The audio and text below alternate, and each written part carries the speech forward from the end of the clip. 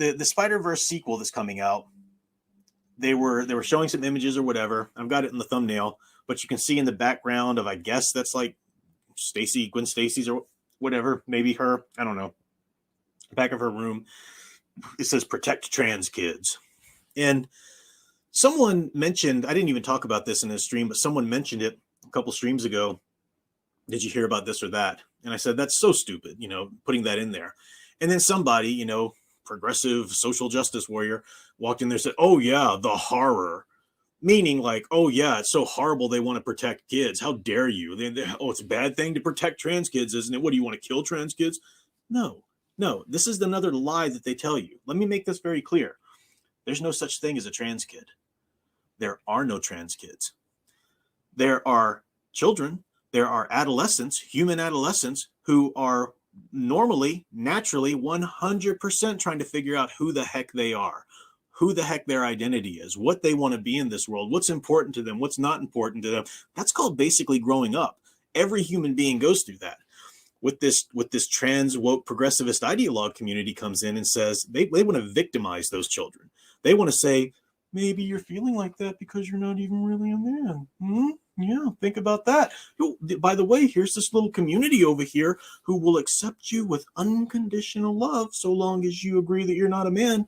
And, hey, and maybe think about mutilating your body too. Maybe think about mutilating your body just to prove your commitment to this community, which is going to accept you unconditionally. You can see that. You can see how people get duped into this stuff.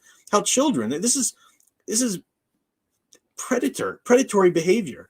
And it's preying on children to serve an ideology. And now they're trying to make you believe that kids are actually trans. That is a lie from the pit of hell. There's no such thing as a trans kid. So yeah, you can be very upset about some stupid poster in a superhero movie that should have nothing to do with this, saying protect trans kids. And they'll try to paint you as like, oh, so you don't want to protect kids, you monster. No, I'm finding is your stupid notion that there's such a thing as a trans kid. There's not. That's a predatory and evil thing for you to do. If an adult decides they want to live, an adult man wants to live as a woman, or an adult woman wants to live as a man, that's one thing, all right? And we can even have the conversation about that because clearly there's gender dysphoria going on there, which is a mental condition. It's an illness. It's something not right there. You're not comfortable in your own body. I mean, we have people not comfortable with the fact that they have arms and wanting to get rid of their arms or whatever. You don't let them lop off their arms just because they feel and identify like that. No, but we'll do this, we'll try and do this to the extent of genitalia for some reason. It's absurd. But that's another conversation. And that's one conversation you can have, with consenting adults or something like that. But to do that to children, and they're trying to bully you. They will bully you left and right and call you every name in the book because they know that this is a hard sell. They know how absurd they're being, but they're desperately trying to remake reality around them into this notion. Look at the Dylan Mulvaney Budweiser thing. He's a perfect example. And enraged that people won't call him by his preferred pronoun. Never, ever use somebody's preferred pronoun. Never do that. That is not an act of love. That is not an act of, that's you telling them that they can dictate to you what your reality is. No, you were born a man or a woman. You will be he or she in my eyes forever. And that's exactly how I'm going to verbalize you from now on forever. I'll never use your preferred pronoun. You don't get to, you can do that. You can call yourself whatever you want. But where do you think you have the right to force me to play into your delusion?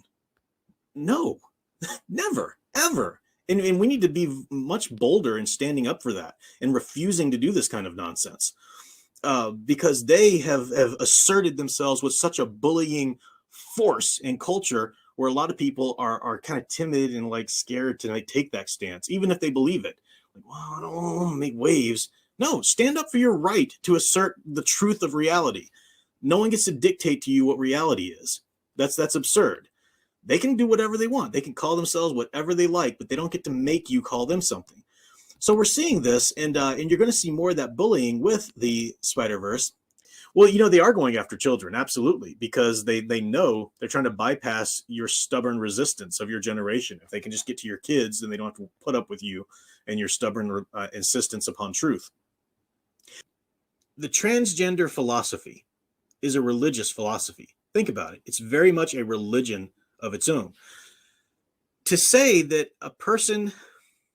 a man can be born in a woman's body, or a woman can be born in a man's body, then if you believe that, then you have to believe there's something more than just your biological self, right?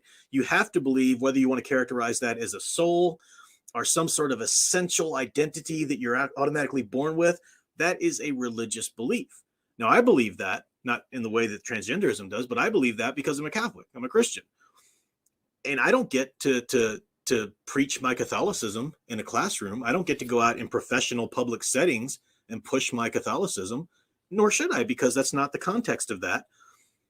But somehow transgender enthusiasts, or any of those of subscribing to that philosophy, they get to push their religion.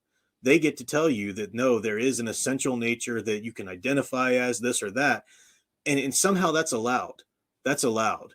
Colleges now are encouraging everybody to name their pronouns and whatnot. No, this is ridiculous. That's a religion. Someone wants to believe that, or find other people who believe that. That's their choice. But that's a religious belief. Science doesn't back that up. It never will. Stop pretending that it does. It never will. Science doesn't back that up. The very notion of transgenderism, being born in the wrong body or so forth, necessarily believes in an essential nature and things about that essential nature, that it can get it wrong and so forth. So no, you don't get to push that on other people. You don't get to push your religion on other people. Remember, this is the thing that's so funny about the progressive ideologues. Progressivism has very much become what it hated about conservative Christianity for years and decades upon decades, right? For decades upon decades, the progressive movement was all about, don't you push your religion on me. Don't you tell me how I need to think or live or whatever. Well, guess what? Guess who's doing the pushing of their religion now and telling everybody how they must think and what virtues they must have and how they must be okay with X, Y, and Z and all these kinds of things? The progressives. That's their ideology. That they've become they're little Jimmy Swaggarts out there, you know, and it just gets under their skin when you tell them that. But yeah, they are little televangelists out there now, trying to push their cultish beliefs. Yeah, I like that, Mr. Dean. Talking about cult. Yeah, it's a cult.